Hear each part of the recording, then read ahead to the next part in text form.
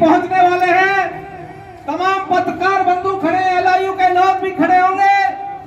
आप लोगों से भी निवेदन है, प्रार्थना है कि बात को सही तरीके से लिखना। देश का चौथा स्तंभ आप खड़े हो, आपने हमेशा लोगों की मदद करी है। गाजियाबाद के मोदीनगर क्षेत्र में 600 बीघा शत्रु भूमि का मामला सामने आया है और तहसील प्रशासन ने इसे गंभीरता से लेते हुए भूमि चिन्हित करने के साथ साथ नवनिर्माण कार्य पर भी रोक लगा दी है। तो दूसरी ओर दशकों से रह रहे लोगों के सामने अपने आशियाने को बचाने की जद्दोजहद शुरू हो गई है। ग्राम सीकरी खुद के साथ साथ कुछ ऐसी कॉलोनियां भी हैं जो कि जीडीए द्वारा अप्रूव्ड की गई हैं, लेकिन लोगों का कहना है कि उनके गाँव के लोगों ने देश की आज़ादी में अपनी शहादत दी है, तो उनकी भूमि शत्रु भूमि कैसे हो सकती है, जबकि अभी तक संपत्ति के तमाम कागजात भी उनके नाम पर दर्ज हैं, जिसे अब तहसील प्रशासन द्वारा शत्रु भूमि में बदला जा रहा है, जिसका विरोध दर्ज करने के लिए क्षेत्र के सैकड़ों लोग तहसील परिसर में पहुंचकर उप जिलाधिकारी शुभांगी शुक्ला को ज्ञापन देने पहुंचे और साथ ही कार्रवाई पर रोक लगाने की मांग भी की। वहीं दोषी अधिकारियों पर कार्रवाई की बात भी कही गई। एसडीएम साहब ऊपर बैठे हैं, प्रशासन के लोगों से पूछना चाहता हूं कि यहाँ आए और लोगों की समस्या को सुने। पुलिस ये कह दे कि मुझे ही कह दे कि तुम्हारा घर तुम्हारा नहीं है, तो मैं डर जाऊंगी, अफरा तफरी हो जाएगी, डिप्रेशन होगा, एजुटेशन होगा, स्वाभाविक है ये। लेकिन उसमें जो एक सही तरीके से जब बताया जाएगा तो निश्चित ही कोई ना कोई हद उसमें निकल जाएगा। Okay madam. संपत्ति का मामला है और आप जो है प्रशासन को जो है ज्ञापन आपको सौंपा है, क्या है पूरा मामला? देखिए, पूरा मामला ये है कि सन 1968 से और 1970 तक सीकरी खुर्द गांव चकबंदी में आया। यहाँ किसी की थोड़ी बहुत ज़मीन रही होगी, जो मेरठ के रहने वाले थे वो पाकिस्तान चले गए, थोड़ी बहुत उनका हिस्सा होगा, मुझे नहीं जानकारी कितना है, लेकिन बहुत मामूली सा हिस्सा उनका था। चकबंदी में जब चकों के दाम लगे, जब उसके हिस्से बटे, जब उसके आने लगे, तो चकबंदी में इन्हीं राजस्व विभाग के अधिकारियों ने गांव में चकबंदी करी और किसानों को उनकी ज़मीन के बदले में ज़मीन दे दी गई। इनकी जो दादा लाई ज़मीन थी उसको दूसरी जगह छोड़ दिया गया और इनको ये ज़मीन चकबंदी में दी, सरकार ने दी, सरकार के अधिकारियों ने दी। आज पता लगता है कि इन्होंने उस ज़मीन को शत्रु संपत्ति में घोषित कर दिया है। लेकिन मेरा ये कहना है सरकार से और इन प्रशासन के अधिकारियों से कि आपने ज़मीन के बदले में चकबंदी में किसानों को ज़मीन दी, उस ज़मीन पे के साथ साथ जो आसपास में कॉलोनियाँ बनी उनमें प्लॉटिंग हुई, लोगों ने मकान लिए, मकान बनाए, प्लॉट लिए, प्लॉट खरीदे, उसका राजस्व यहाँ जमा हुआ और इन्हीं तहसील के अधिकारियों ने जो दाखिल खारिज किया है उसी ज़मीन के प्लॉटों का दाखिल खारिज भी इन्होंने किया। इनकी मोदियों के साथ कुछ घल्लूघारा हुआ।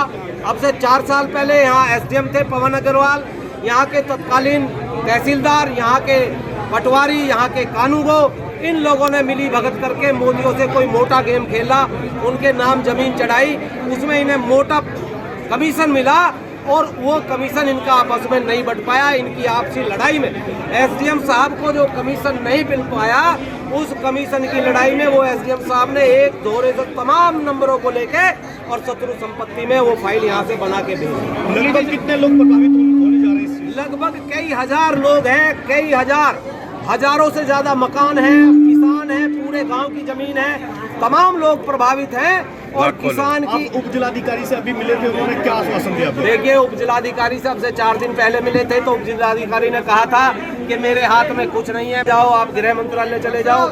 आज उप जिलाधिकारी महोदय कह रही है मैं डीएम साहब से बात करूंगी, डीएम साहब से बात करके मैं आपको बताऊंगी। जैसा कि वो ये बताते हैं कि 1857 की जब क्रांति शुरू हुई थी तो हमारे सीकरी खुर्द गांव के लोगों ने बहुत ज्यादा बढ़ चढ़कर हिस्सा लिया था और अंग्रेजों ने कुछ लोगों को पेड़ों जो बट वृक्ष का पेड़ है उस पर फांसी भी दी थी। इसमें क्या सरकार का ये इनाम मिला है सीकरी खुर्द के लोगों को? देखिए, ये जो आपने जो सवाल किया है वाकई बहुत बढ़िया सवाल है। ये पूरा इतिहास में दर्ज है और तमाम जो हमारे 1857 की क्रांति में जो हमारे बुजुर्ग लोग बताते चले आए हैं, पूरे अंग्रेजों की लड़ाई को सीकरी खुर्द में जो आज महामाया मंदिर में के रूप में स्थित है, वहाँ एक वट वृक्ष भी खड़ा है। तमाम क्षेत्र के लोगों ने विशेष रूप से सीकरी खुर्द के 121 लोगों को अंग्रेजों ने इसी पेड़ पर फांसी पे लटकाकर उनको फांसी देने का काम किया। हमारे 121 लोग शहीद हुए थे, तो 131। तो मेरा कहने का मतलब जो आप कह रहे हैं, निश्चित रूप से ये सरकार और ये सरकार के नुमाइंदे और ये प्रशासन के लोग आज ये इनाम दे रहे हैं कि जो हमारी पुश्तैनी जमीन है, जो दादा परदादा की जमीन है, उस जमीन को ये शत्रु बताकर उसे छीनना हमने चाहते जी ये आदेश संविधान हुआ क्रांतिकारी हुई था, क्रांति में जो देश की आज़ादी में उन्होंने योगदान दिया, क्या सरकार ने उनको ये उनके ये करने का इनाम दिया है? नहीं, ऐसा नहीं होना चाहिए और इसके लिए आज इसलिए इकट्ठा होकर आए हैं। अभी एसडीएम साहब ने भी कहा है कि उसकी स्तर पर जांच करेंगे, किसी के साथ भी कोई भी हम अभी चिन्हित कर रहे हैं, लेकिन ऐसे मकान और लोग किसी का भी कोई नहीं माना जाएगा। और अगर ऐसा किया जाएगा तो पूरी जनता मोदी नगर की, क्योंकि आधा मोदी नगर उसमें बसा हुआ है, पूरी जनता मोदी नगर इस सब के लिए लड़नी पड़ेगी। जब इस संबंध में उप जिलाधिकारी शुभांगी शुक्ला से पूछा गया तो उन्होंने बताया कि उनके पास केंद्र सरकार द्वारा आदेश आया है जिसमें उक्त कार्रवाई की गई है और भूमि चिन्हित करने का काम भी किया जा रहा है। इसमें राज्य सरकार का कोई लेना देना नहीं है। वहीं देखा जाए तो सबसे बड़ी बात यह है कि क्या दशकों से गांव में रह रहे लोगों को अपना आशियाना छोड़कर जाना पड़ेगा या फिर सरकार द्वारा उन्हें रियायत दी जाएगी, देखना यही है। मैडम, मोदी नगर में शत्रु संपत्ति का मामला सामने आया है और तहसील प्रशासन द्वारा चिन्हीकरण का कार्य भी किया गया है, इस बारे में क्या कहेंगे? 2018 में जो तत्कालीन एसडीएम थे उनके द्वारा जांच की रिपोर्ट भेजी गई थी, उसके द्वारा 597 बीघा जो है सीकरी खुर्द गाँव वहाँ पे शत्रु संपत्ति घोषित की गई हमारी रेवन्यू के द्वारा। उसी के चिन्हीकरण का वर्तमान में कार्य किया जा रहा है। चिन्हीकरण के बाद हम लोग वर्तमान में कितने खाली है और बाकी में कितने में आवास है या आबादी बसी हुई है उसके स्थिति से डीएम महोदय को अवगत कराएंगे और डिप्टी कस्टोडियन यानी कि प्रॉपर्टी के द्वारा जैसा तहसील प्रशासन द्वारा सिर्फ खाली भूमि का अधिग्रहण किया जाएगा या जहाँ पर एनिमी प्रॉपर्टी का राजस्व ट्रैक में पूरी 597 बीघा मेंटेनेंस में डीएम महोदय करेगा, डिप्टी कस्टोडियन है।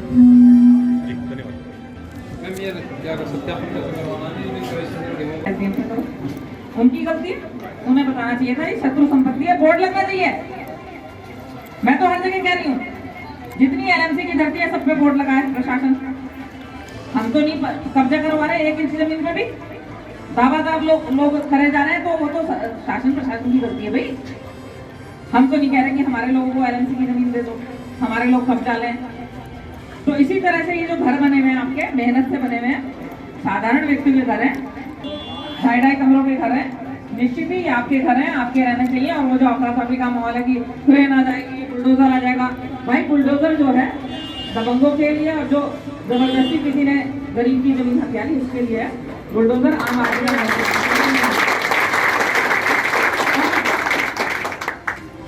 मैं पहले तो मैं ही पत्र लिखूंगी केंद्र से, मेरे साथ जुड़ी हुई है, तो आप झूठे भी बुलाती हो तो सच्ची चली आती हो। तो आप ऐसा कहिए, अंबुज लता जी नाम है आपका, मैडम है। देखिए मेरा ये कहना है क्लियर कट, जिस समय कॉलोनी जमीनें बेची गई, जिस समय प्रॉपर्टी डीलर है या जिसने भी जमीन बेची, भाई अभी जो आप लोग बैठे हैं तो साधारण सर्विस क्लास या साधारण व्यक्ति है जिसने लाभ के लिए जमीन प्रयोग नहीं करी। उस समय के सरकारी अधिकारी, रजिस्ट्रार आंख पीछे बैठा था क्या जब रजिस्ट्री हुई? अगर मोदी नगर में बस अड्डा कोई बेचने लगे और आपने खरीद लिया, प्लॉट बना लिए, तो गलती तो रजिस्ट्रार की और एसडीएम की और डीएम की भी है कि नहीं?